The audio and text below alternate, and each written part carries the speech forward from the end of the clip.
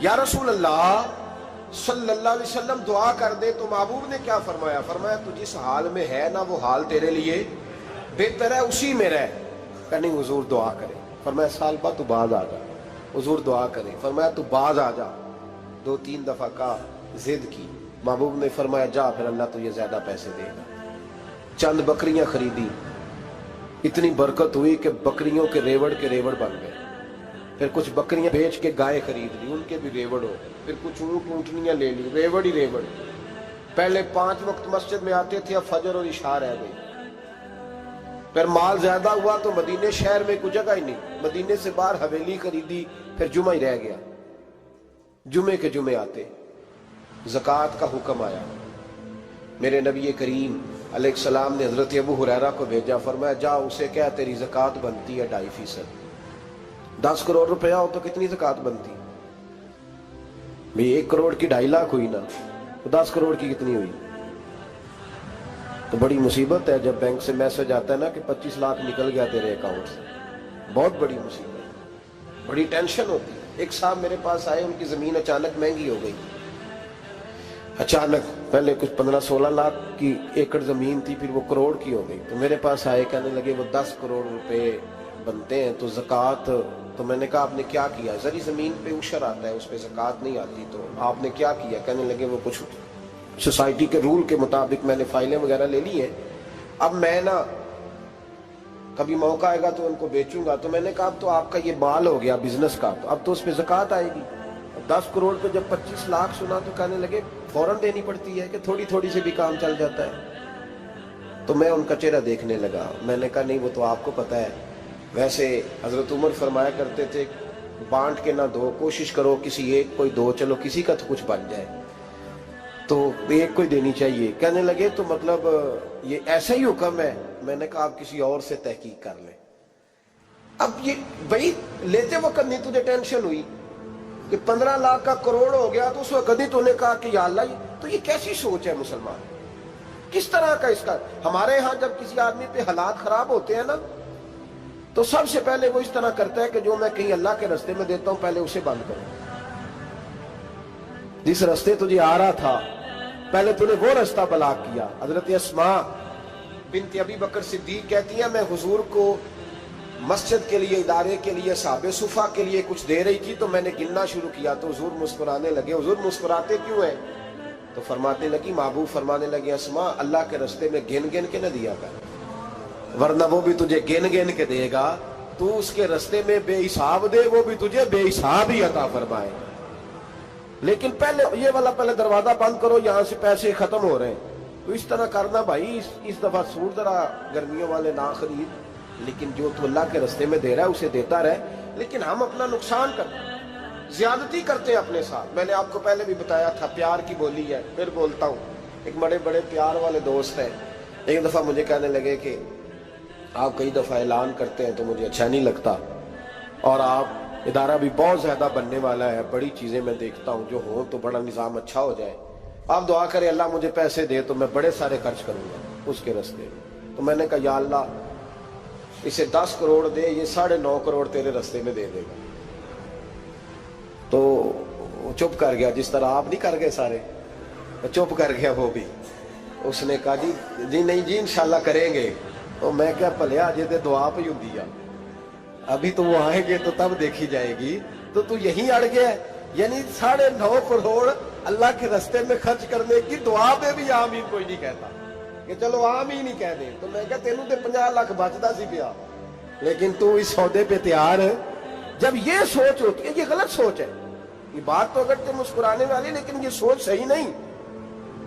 حضرت عثمان غنی رضی اللہ تعالیٰ عنہ کہتے ہیں جس وقت نبی پاک صلی اللہ علیہ وسلم نے اعلان کیا نا جنگ کے موقع پر کہ 800 سپاہیوں کا خرچہ چاہیے، کہتے ہیں میرے پاس 600 کا تھا۔ یہاں ایک روایت میں حضور نے 1000 کا اعلان کیا تو میرے پاس 800 کا تھا۔ جب 2-3 دفعہ نبی پاک نے اعلان کیا تو کہتے ہیں میں نے کھڑے ہو کے کہا یا رسول اللہ پورا 800 میری طرف سے۔ کہتے ہیں میں نے 200 سپاہی کا خرچہ ادھار اٹھایا، لیکن پورے 2 مہینے نہیں گزرے تھے، رب کریم نے مجھے کئی گنا کر کے پیسے واپس عطا فرما۔ اور بات تو یہ ہے کہ تیری وہاں لو لگی ہو، تو تجارت کرتا ہے ان لوگوں کے ساتھ جو کیا دے سکتے، تو सालबा के पास हुजूर ने पैगाम भेजा। पहले तो कहा तेरे लिए बेहतर नहीं माल, जब इसरार किया तो बड़ी बरकत हो गई, बड़ा आया तो फरमाया ज़कात दे, 2.5 ज़कात है। जब सोचा कि 5 ऊँटों पे एक बकरी जाएगी और बड़ा सारा मुझे देना पड़ेगा, अब जब गौर किया तो ये तो ना कहा कि मैं नहीं देता। हजरत अबू हुरैरा से कहने लगे नबी करीम अलैहिस्सलाम की खिदमत में अर्ज करना कि मैं खुद आऊंगा। हजरत अबू हुरैरा ने आके अर्ज की या रसूल अल्लाह सल्लल्लाहु ताला अलैहि वसल्लम, हुजूर वो कहते थे मैं खुद आऊंगा। तो कहते हैं महबूब ने ठंडी सांस ली, फरमाया उसे कहा था कि तेरे लिए माल बेहतर नहीं, अब हलाक हो गया, हाय अफसोस हलाक हो गया। उनको भी थोड़ी देर के बाद एहसास हुआ कि ये मैंने क्या किया, नबी पाक को ही कह दिया नहीं है, हुजूर को कह दिया बाद में आऊंगा। अब दौड़े आए, अर्ज की हुजूर मैं सारा कुछ लेके आया हूं, कबूल कर ले। महबूब ने फरमाया गोया बिलाल हबशी की खुश्क खजूर भी कबूल है, और सुहैब रूमी एक अट्टी बान की लाए तो वो भी कबूल है, और अम्मार बिन यासर और मुसअब बिन उमैर अगर 2 दिनार दे जाए और कोई पुराना जोड़ा किसी सिपाही के लिए छोड़ जाए तो वो भी कबूल है, लेकिन तू अपना लाखों लेके चला जा, तेरा कोई नहीं कबूल, माफ कर दे। फरमाया जा माफ किया, पर पैसे लेके ना आना। अगले साल फिर आए, बंधे हुए हाथ हैं, महबूबा मैं दौलत का क्या करूंगा, आग लगानी है, कबूल कर ले। फरमाया तू ले जा, तेरा नहीं कबूल, गिरा जो उनकी निगाह से वो संभल नहीं सकता। हुजूर ने विसाले जाहिरी किया तो जनाब सिद्दीक अकबर के पास आए, लाखों का माल, अबू बकर कबूल कर लो। तो जनाब सिद्दीक अकबर कहने लगे उसका कर लो जिसका नबी ने नहीं किया, चल जा, कोई नहीं चाहिए। हजरत उमर के जमाने में कहत पड़ गया, बारिशें नहीं होती, गल्ला नहीं मिलता, हालात खराब है, माली तौर पे बहरान आ गया, गुर्बतें, मजबूरियां, तकलीफें, आके रोए, उमर मेरा कबूल कर लो, मुझे माफी तो मिल गई थी ना।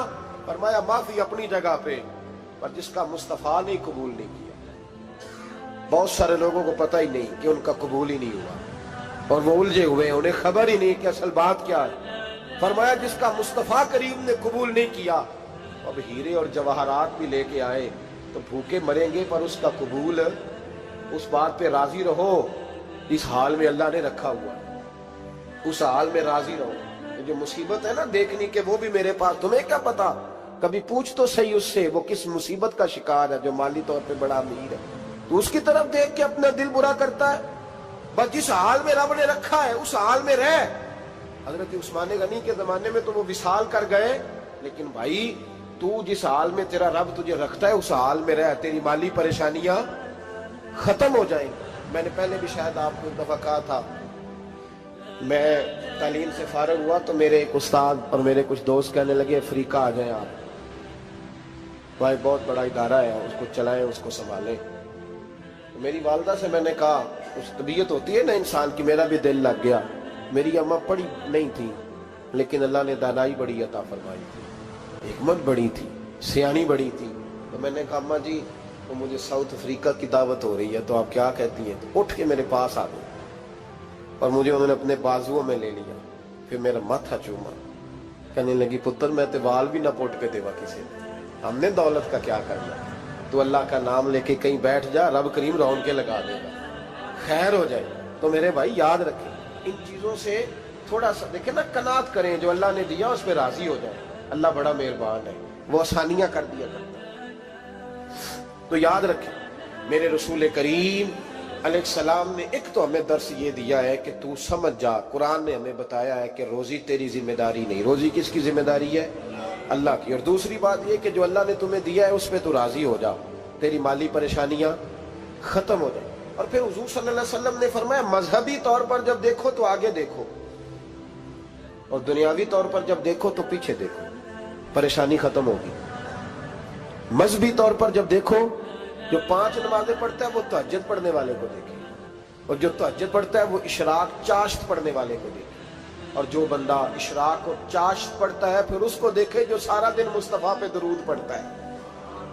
ऊपर ऊपर देखे कि मैंने और नेक होना है, और नेक। और जब माली मामला है तो फिर नीचे देख, अगर तू बैठा ना पजारों पे तो फिर टूडी वाले पे नजर कर उसका क्या हाल है, और अगर तू वहां बैठा है तो देख मेहरान वाला भी तो गाड़ी चला ही रहा है ना, اور اگر تو وہاں ہے تو موٹر سائیکل والا دیکھ، اور تو وہاں ہے تو پھر سائیکل والے پہ نظر، اور اگر تو سائیکل والا ہے تو پیدل والے کو دیکھ، اگر تو کرائے کے مکان میں رہتا ہے تو پھر جھونپڑی والے کو دیکھ، اور اگر تو جھونپڑی میں رہتا ہے تو پھر بھی پریشان نہ ہونا، کچھ ایسے بھی ہیں جنہیں جھونپڑی بھی نصیب نہیں، جو سڑک پہ لیٹے ہوئے، اور اگر تو تندرست ہے نا تو کبھی جا کے اسپتال میں دیکھ حال کیا ہے، لوگ کس حال میں، تو ہم شکر نہیں ادا کرتے، اس کا نقصان کیا ہوتا ہے، نعمتیں چلی جاتی ہیں۔ اللہ فرماتے ہیں لَئِن شَكَرْتُمْ لَأَزِيدَنَّكُمْ، تو شکر ادا کر، میں نعمتوں میں اضافہ کر دوں۔ تو بھائی مالی پریشانی کا تیسرا سبب یہ ہے کہ ہم دیکھتے ہیں مالی طور پر اوپر، تو پھر ہمیں طبیعت بگڑتی ہے، اور پھر مالی پریشانیوں کے کچھ اور اسباب بھی ہیں۔ امام شافعی فرماتے ہیں جن گھروں میں لوگ فجر کی نماز کے وقت سوئے ہوتے ہیں ان گھروں میں رزق نہیں آتا۔